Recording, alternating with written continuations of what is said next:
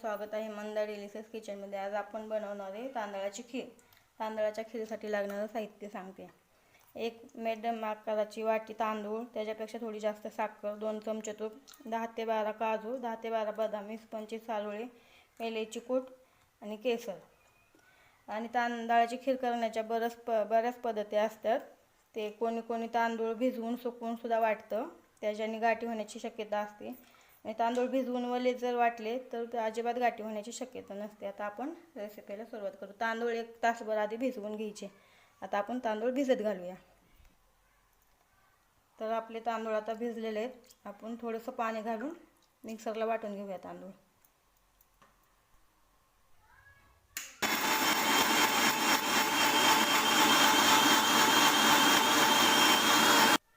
आता आपले तांदूळ बारीक झालेले आहेत। आपण आता रेसिपीला सुरुवात करू। आता पातेलं गरम झालं की आपण त्याच्यात 2 चमचे तूप घालून घेऊया। आता आपण याच्यात 2 चमचे तूप घातलेलं आहे।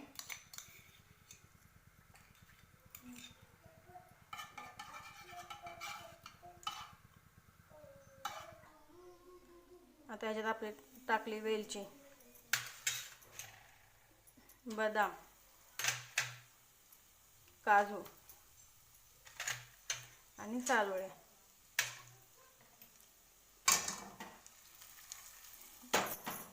आता आपण ह्याच्यात घालणार आहे दूध।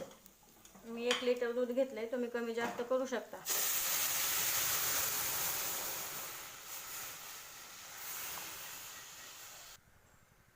दूध घालून झालेले आपलं। आता आपण त्यात घालणार आहे 1 वाटी साखर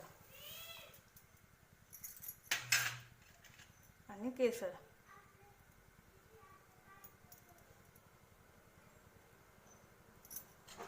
आता हे उकळलं की याच्यात आपण घालणार आहे मिक्सरमध्ये बारीक केलेले तांदूळ।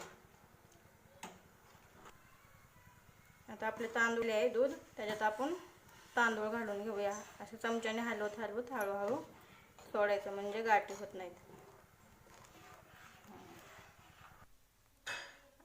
आता आपली खीर तयार झालेली आहे। लाईक करा, कमेंट करा, सबस्क्राईब करा आणि बेल आयकॉनला क्लिक करायला अजिबात विसरू नका। तुम्हाला कुठली रेसिपी बघायला आवडेल ती कमेंट करून नक्की सांगा।